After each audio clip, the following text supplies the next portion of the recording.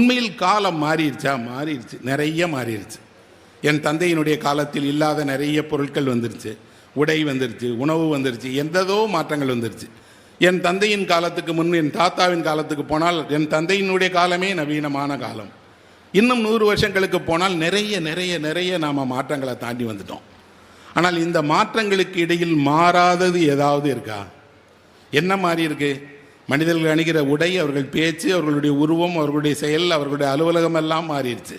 ஆனால் மாறாதது நிறைய விஷயங்கள் மாறவே இல்லை. நிறைய விஷயங்களில் மனிதர்கள் இன்னும் அப்படியே 2000 வருடமாக மனிதர்களுக்குள்ள இருக்கக்கூடிய அந்த இருண்மையும் துவேஷமும் குரோதமும் வெறுப்பும் மாறவே இல்லை.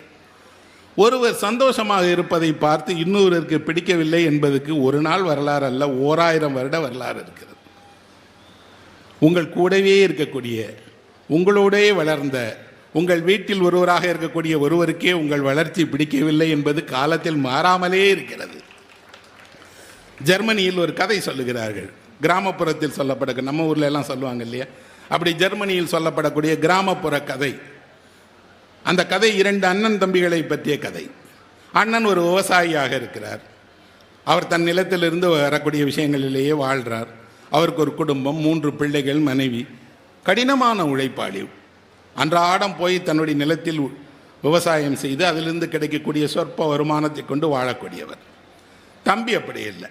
தம்பிக்கு கொஞ்சம் தச்சு வேலைகள் தெரியும், தொழில் திறன் தெரியும்.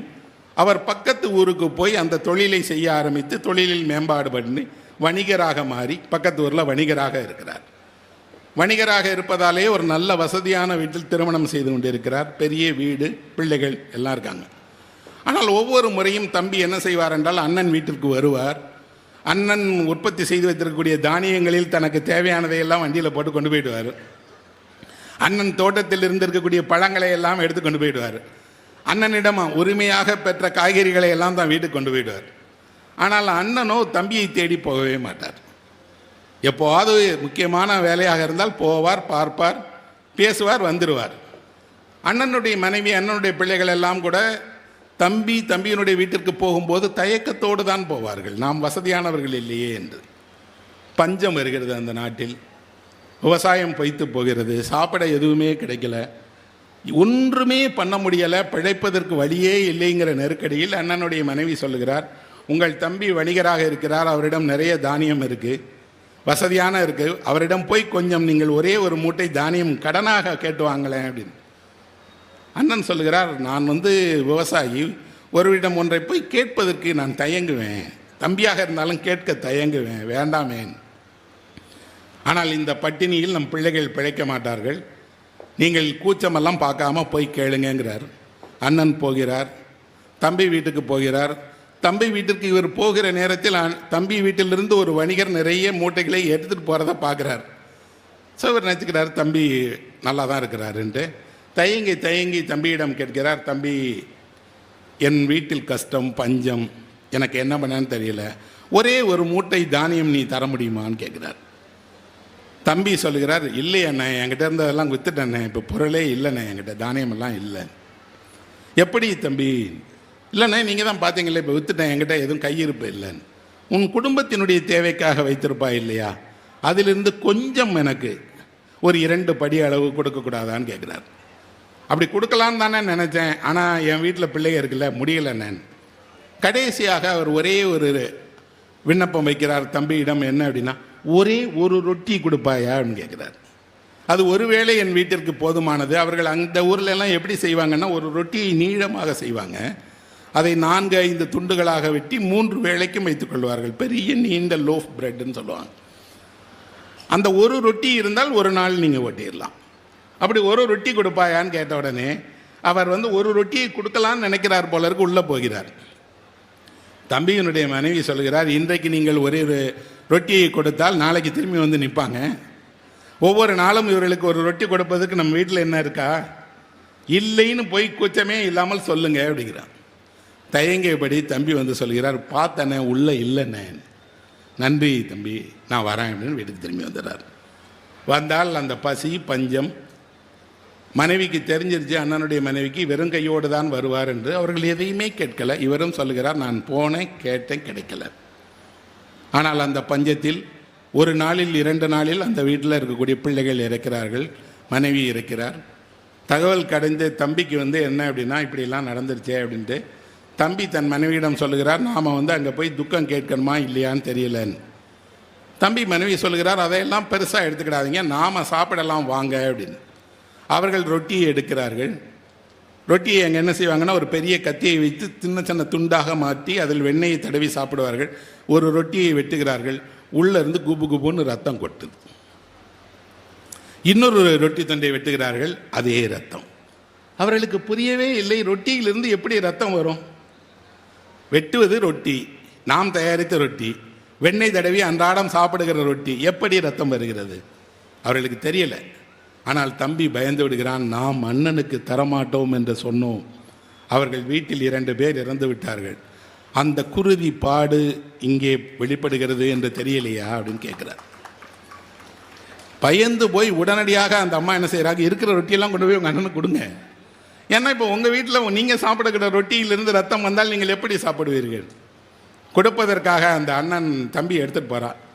அங்கே அண்ணன் மரண படுக்கையில் இருக்கிறார். அவர் சொல்கிறார், வேணாம் தம்பி, ஆனால் நீ இப்படி வந்தே இல்லையா, அந்த மனது போதும், அதுக்கு மேலே எனக்கு வேண்டாம் போன்னு சொல்லிடுறார்.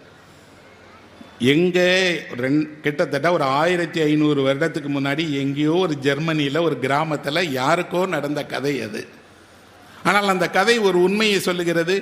ஒரு சகோதரர்கள் ஏன் எல்லா நேரத்திலும் ஒன்றாக பிறந்து ஒன்றாக வளர்ந்து ஒரே குருதியினுடைய 2 வடிவங்களாக இருக்கக்கூடியவர்களுக்கு கூட ஏன் இப்படியான ஒரு துவேஷம், ஏன் இப்படியான வெறுப்பு? அப்படி என்றால் மனிதர்கள் உண்மையில் ஒன்றாக பிறந்தால், ஒன்றாக இருந்தால், ஒன்றாக வளர்ந்தால் ஒன்றாகவே அன்பாக இருந்துவிட மாட்டார்களா என்றால் இருப்பார்கள், இருக்கிறார்கள், குறைவாக இருக்கிறார்கள். அப்படி இருக்கக்கூடியவர்களே இல்லையா என்றால் இருக்கிறார்கள். அண்ணன் தம்பிகள் சேர்ந்து வாழ்வதில் முன்னுதாரணமான பலரை எனக்கு தெரியும். ஆனால் பெரும்பான்மை இடங்களில் அந்த அண்ணனோ தம்பியோ மாமனோ மச்சானோ உறவினரோ சித்தப்பாவோ யாரோ ஒருவர் அவர் உங்கள் வளர்ச்சியை அவரால் பொறுத்து கொள்ளவே முடியவில்லை. பொறுத்து கொள்ளவே முடியாததுக்கு எந்த வகையிலும் அவர் காரணமும் இல்லை. ஆனால் அவர் உங்கள் சந்தோஷங்களை, உங்கள் வளர்ச்சியை, உங்கள் செல்வத்தை, உங்கள் செல்வாக்கை, உங்கள் பிள்ளைகளுடைய மகிழ்ச்சியை விரும்பாமல் அவர் என்ன செய்கிறார் என்றால் மனதிற்குள்ளாக இதெல்லாம் பாழ் போகட்டும் என்று நினைக்கிறார். இதெல்லாம் இல்லாமல் அவர்கள் வறுமையில் இருக்கட்டும் என்று நினைக்கிறார்கள். மனிதர்கள் நல்லதற்கு பிரார்த்தனை செய்வார்கள் என்று அறிவேன், ஆனால் மோசமானதற்கும் பிரார்த்திக்கிறார்கள். இன்னொருவருக்கு இப்படியெல்லாம் நல்லது நடக்கிறதே என்று வயிறு எரிந்து பிரார்த்திக்கிற மனிதர்கள் இத்தனை 1000 வருடத்தில் மாறவே இல்லை நண்பர்களே, அப்படி இருக்கிறார்கள். ஆனால் இவர்களோடு தானே வாழ்க்கை. இவர்களை தனியாக அடையாளம் காட்டி தனியாக பிரித்து எங்காவது அடைத்து வைத்து விட முடியுமா என்றால் இல்லை.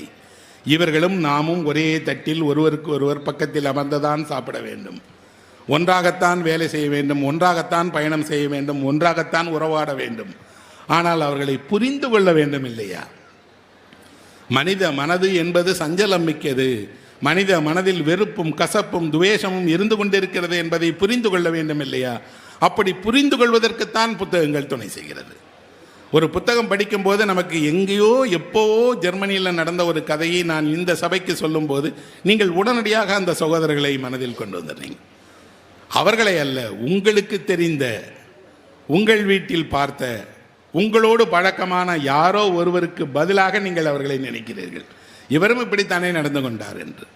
அப்படின்னா காலம் ஒரு பதிலை சொல்லுகிறது என்றால் எல்லா மேம்பாடுகளும் மனிதனுக்கு வசதியைத்தான் ஏற்படுத்துகிறதே தவிர மனித மனதை ஒன்றும் விசாலப்படுத்திடல. மனிதன் கருணையோடு, மனிதன் அன்போடு எல்லாவற்றையும் எல்லோருக்கும் பகிர்ந்து கொடுக்கலாம் என்பது கனவாகவே இருந்து கொண்டிருக்கிறது. அரசு செய்கிறது, மக்கள் செய்கிறார்கள், நிறைய என்ஜிஓ வந்துடுச்சு, பல்வேறு உதவிகள் செய்கிறார்கள். ஆனால் அது நாம் செய்ய வேண்டிய பணி. நாம் அல்லவா நம்மிடம் இருப்பதில் ஏதோ ஒன்றை இன்னொருவருக்கு தரணும், நாம் அல்லவா நாம் படித்ததை இன்னொருவருக்கு படிக்க வைக்கணும், நாம் அல்லவா அறிவினுடைய வெளிச்சத்தை கொண்டு எல்லாவற்றையும் அடையாளம் காட்ட வேண்டும்.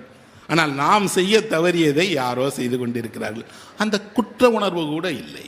அதனால் தான் சொன்னேன், புத்தகம் இல்லாத வீடுகளின் மீது எனக்கு கோபம் வராது, வருத்தம் தான் வரும். ஐயோ பாவம் இப்படி இருக்கிறார்களே. நிச்சயம் அவர்கள் வீட்டில் யாரோ விளக்கேற்றுவதற்கு ஒருவர் வருவார், படிப்பார், ஒரு சின்ன மூலை நூலகமாக மாறும் என்று. அதே நேரம் ஆசையாக புத்தகம் சேர்ப்பவர்கள் எல்லாம் எல்லா அரங்கத்திலையும் என்னிடம் சொல்லுகிறார்கள், சார் நீங்கள் ஒன்றை பேச மறந்துடுறீங்க, வீடு மாறுகிற நேரத்தில் இந்த புத்தகங்களை நாங்கள் எப்படி தூக்கி கொண்டு அலைகிறோம் என்ற கதையை சொல்லுங்கள் சாருங்கிறாங்க. ஒரு வாடகை வீட்டிலிருந்து இன்னொரு வாடகை வீட்டுக்கு செல்லும் போது இவ்வளவு சேகரித்த புத்தகங்களை கொண்டு போகிற அவஸ்தை இருக்கிறது. அது உண்மையில் ஒவ்வொரு மனிதனும் வெளியே சொல்லவே முடியாத, அதே நேரத்தில் இதை விட்டுட்டு போயிடலாமா, கொண்டு போகணுமா, கொண்டு போனால் எங்கே வைக்கிறது, வைப்பதுக்கு இடம் இருக்கிறதா என்றால் இடம் இல்லை. உண்மையில் இடம் இல்லை என்பதில்லை, மனது இல்லை. இடம் இருந்தால் எங்கே வேணாலும் வைத்துக்கலாம். நான் அப்படி ஒருவருடைய வீட்டில் புத்தகத்தை பார்த்தேன். அவர் 2 பிளாஸ்டிக் பக்கெட் வாங்கி பிளாஸ்டிக் பக்கெட் ஃபுல்லாக புத்தகம் போட்டு வச்சிருக்கிறார்.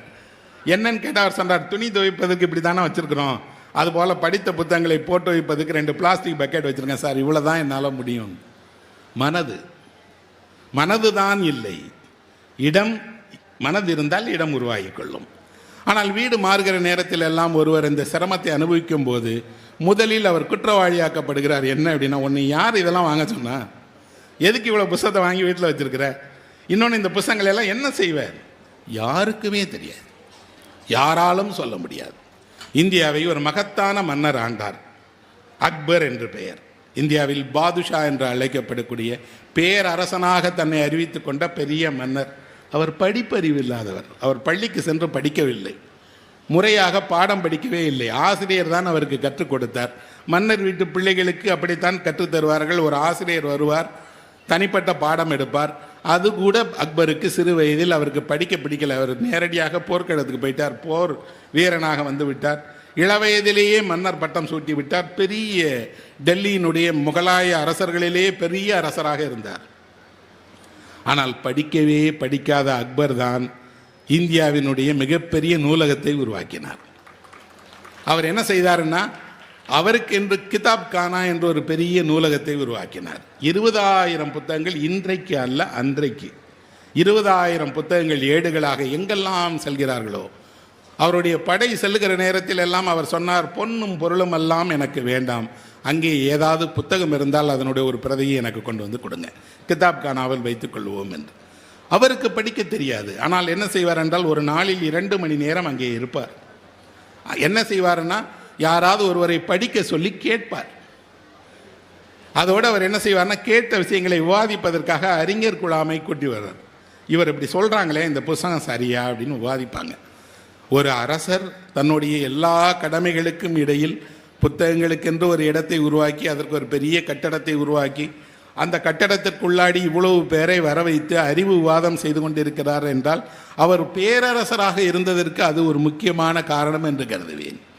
ஏனென்றால் அதிகாரத்தினுடைய உச்சத்தில் இருக்கக்கூடியவர்களுக்கு ஆலோசகர்கள் முக்கியம், அவர்கள் எடுக்கிற முடிவு முக்கியம். இன்னும் சொல்லப்போனால் அந்த முடிவு யாருக்கு சாதகமாக யாருக்கு பாதகமாக இருக்க வேண்டும் என்று விவாதிப்பார்கள். அதற்கு இத்தனை நூல்களை திரட்டி அவ்வளோ பெரிய அக்பருக்கு தெரிகிறது புத்தகம் என்றால் என்ன, புத்தகம் ஏன் முக்கியமானது என்று. அவரை விட ஒரு படி மேலே ஷாஜகான் இருந்தார். ஷாஜகான் இரவு நேரத்தில் தன்னுடைய அந்தப்புறத்தில் போய் ராணியரோடு தங்க மாட்டார், நூலகத்தில் தான் தங்குவார். இரவெல்லாம் புத்தகம் படிப்பார். புத்தகம் படிப்பதோடு அவருக்கு ஒரு பழக்கம் இருந்தது, வானை நோக்கி நட்சத்திரங்களுடைய நகர்வுகளை கொண்டு வானவியலில் ஆர்வமுடையவர். ஒரு மிகப்பெரிய வான் நோக்கியை வைத்து வானத்தை ஆராய்ந்து கொண்டே இருப்பார். இதற்கென்று ஒரு கட்டிடம், அங்கே நூலகம், அங்கே இருக்கக்கூடிய வானவியல் அறிஞர்கள் சந்திப்பு என்று. யாருக்கு படிக்க நேரம் இருக்கிறாது என்று நாம் நினைக்கிறோமோ அவர்களெல்லாம் படிக்கிறார்கள். அறுவை சிகிச்சை செய்துவிட்டு திரும்பி வருகிற மருத்துவர் தன் காரில் புத்தகம் படித்து கொண்டு வந்து என்னிடம் பேசுகிறார். மிக மிக பரபரப்பான அரசியல் சூழலில் இருக்கக்கூடிய அமைச்சர்கள் படிக்கிறார்கள். யாருக்கு படிக்க நிறைய நேரம் இருக்கிறதோ அவர்தான் படிக்காமல் இருக்கிறார். படிக்காமல் இருக்கிறதோடு அவர்தான் புத்தகங்கள் வேண்டாம் என்று நினைக்கிறார். இதையெல்லாம் ஏசான் படிக்கணும். நண்பனே, உனக்கு ஒரு நண்பனாக சொல்லுவேன் என்னன்னா, இதனுடைய முக்கியத்துவத்தை இத்தனை ஆண்டு காலமாக மனித குலம் உணர்ந்திருக்க போய் தான் இவ்வளவு புத்தகங்களும் இருக்கிறது. மனித குலத்திற்கு ஒன்று தேவையில்லை என்றால் அது காலப்போக்கில் கைவிடப்பட்டு விட்டுரும், இல்லாமல் போய்விடும்.